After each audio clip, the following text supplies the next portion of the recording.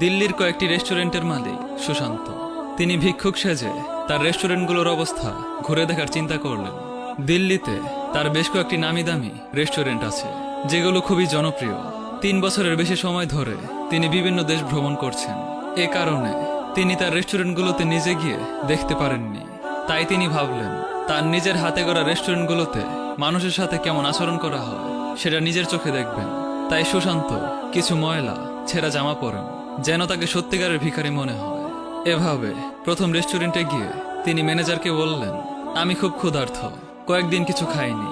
Manager তাকে খাবার দেওয়ার বদলে তাড়িয়ে দিল।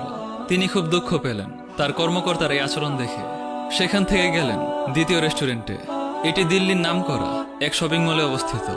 সেখানেও একই ব্যবহার পেলেন, তবে ম্যানেজারের দুর্ব্যবহার পেয়েও অপেক্ষা করলেন অন্য কোনো কর্মচারী আসে কিনা তাকে সাহায্য করতে। কিন্তু কেউই এলো না, বরং সেখানকার রাঁধুনি ছুটে এসে গালাগাল করতে লাগলো। তিনি খাবার চাইলে রাঁধুনি বলল, তুমি রেস্টুরেন্টের রান্নাঘরের পিছনে যাও, সেখানে কালকের বাসি খাবারগুলো আছে। সুশান্ত হতাশ হয়ে গেলেন তৃতীয় রেস্টুরেন্টে। খুবই নামি দামি রেস্টুরেন্ট এটি। সেখানে গিয়ে দাঁড়াতেই এক কর্মচারী ছুটে আসলো তাকে তাড়িয়ে দিতে। তিনি না গিয়ে ম্যানেজারকে ডাকতে বললেন। ম্যানেজার আসার পর তিনি বললেন, এই রেস্টুরেন্টের মালিক আমার বন্ধু, আমরা একই সাথে পড়াশোনা করেছি, কিন্তু ব্যবসায় লস হওয়ায় আমার এখন এই অবস্থা। কয়েকদিন ধরে কিছু খাইনি। এই রেস্টুরেন্টের মালিককে আমার কথা বলুন, সে আমাকে চিনবে। ম্যানেজার উত্তর দিল, আমি এই রেস্টুরেন্টের মালিক, এবং তাকে তাড়িয়ে দিল। মনে অনেক কষ্ট নিয়ে তিনি তার চতুর্থ রেস্টুরেন্টে যান। এটার মান অন্যগুলোর থেকে একটু কম, এখানে তেমন দামি খাবার নেই। সুশান্ত নিশ্চিত ছিলেন এখানেও একই ব্যবহার পাবেন, কিন্তু তাকে অবাক করে দিয়ে ম্যানেজার এসে বললেন, স্যার আপনার কি দরকার?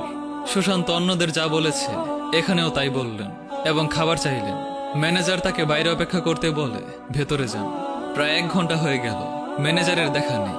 সুশান্ত ভাবলেন আসলে তাকে ভদ্রভাবে তাড়িয়ে দেওয়া হয়েছে।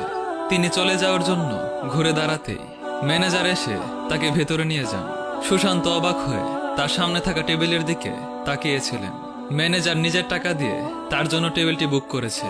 খাওয়ার পর সুশান্ত বললেন, আমি যে রেস্টুরেন্টে গিয়েছি তারাই আমাকে তাড়িয়ে দিয়েছে, কিন্তু আপনি কেন এত ভালো ব্যবহার করলেন?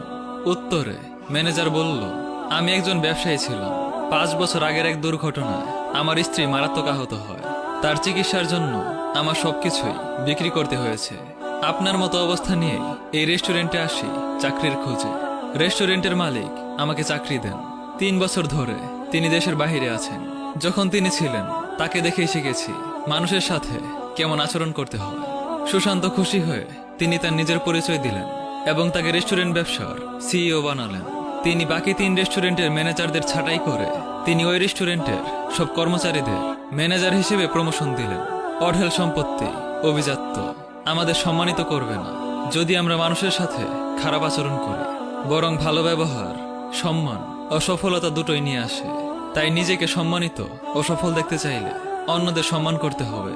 সে যদি গরিব ভিখারিও হয় তবুও।